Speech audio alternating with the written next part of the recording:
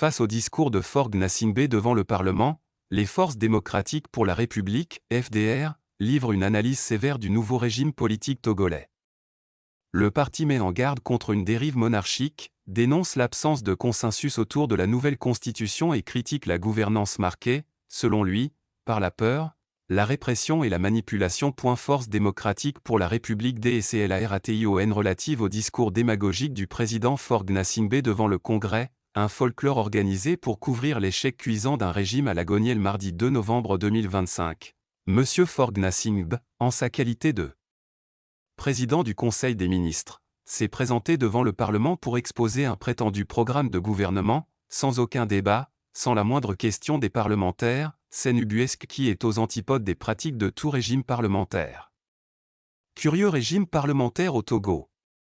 Encore des mots, toujours des mots, les mêmes mots, rien que des mots. Paroles et paroles et paroles et paroles et encore des paroles que tu sèmes au vent, pour reprendre Dalida et Alain Delon dans leur chanson aux paroles.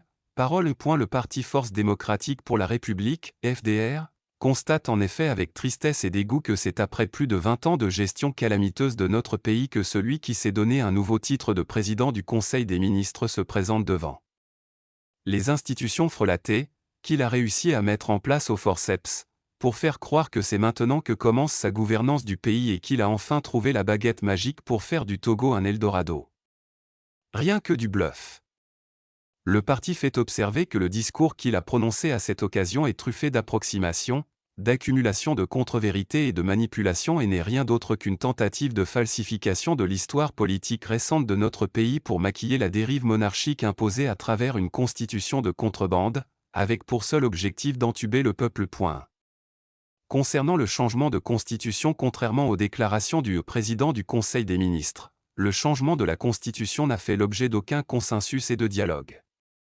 Le changement constitutionnel d'avril 2024 a été opéré nuitamment et en toute clandestinité, par des députés dont le mandat avait expiré depuis 3 mois, et imposé au peuple togolais sans débat national, sans référendum pourtant exigé par la Constitution de 1992, et sans prise en compte de ses aspirations profondes.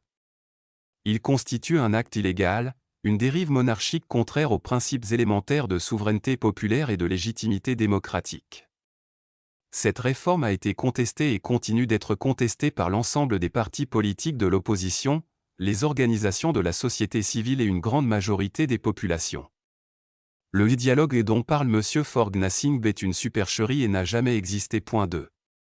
Sur la nature du régime institué par la Constitution de contrebande est l'affirmation selon laquelle la nouvelle Constitution imposée au peuple togolais instaure un régime parlementaire moderne, qui renforcerait la démocratie et de la poudre aux yeux. En réalité, il s'agit d'un subterfuge pour couvrir une forfaiture savamment orchestrée en vue de détourner le peuple de l'objectif que les chefs d'orchestre poursuivent en changeant illégalement et frauduleusement la Constitution de 1992. En tout cas, le peuple n'est pas dupe car il sait désormais que l'objectif réel est de soustraire M. Faure Gnassingbé à toute compétition électorale, tout en lui assurant un pouvoir à vie. Le parti FDR se demande comment notre pays peut-il réellement prospérer lorsque les tenants du pouvoir étouffent par tous les moyens les opinions contraires, lorsque le peuple est privé de son droit fondamental de se choisir son dirigeant, lorsqu'il n'y a pas d'élection libre et transparente. Lorsqu'il n'y a pas de vrai contre-pouvoir. 3. Sur la nature des conseils municipaux et régionaux, le parti FDR a été profondément choqué d'entendre le président du Conseil des ministres faire croire aux Togolais que les conseils municipaux et régionaux seraient l'expression authentique de la volonté du peuple, alors que c'est par des fraudes électorales d'une grande ampleur dans un contexte de déficit démocratique chronique que les conseils communaux et régionaux ont été mis en place. Ils n'ont en réalité aucune autonomie et sont juste utilisés pour donner une apparence de décentralisation à un système centralisé et autoritaire. Il est donc indécent et inacceptable de dire que les conseillers sont l'émanation des populations à la base. 4.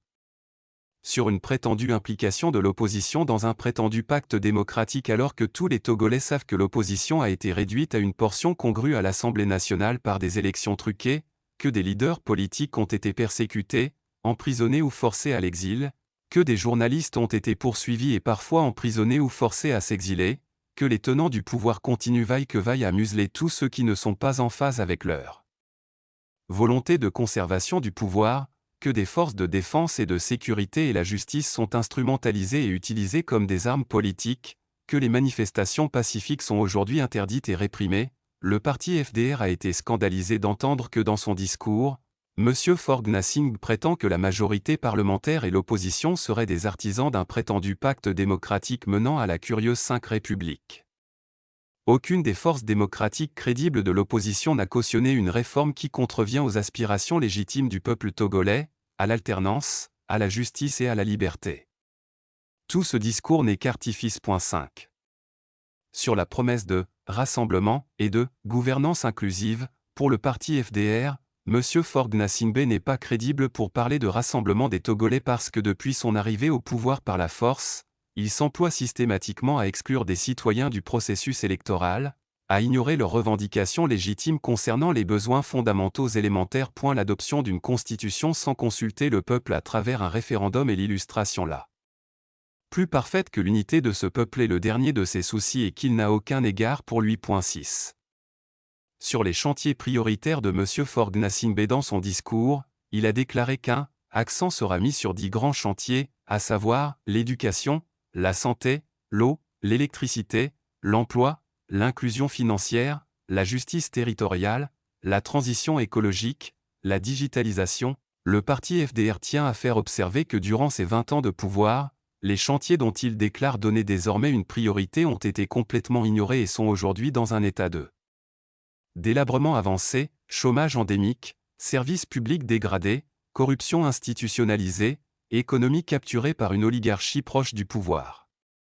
En lieu et place des réformes qui auraient dû être faites, les chiffres montrent effroyablement que l'éducation, la santé, l'emploi des jeunes, l'inclusion financière, la justice etc. n'ont jamais été ses priorités.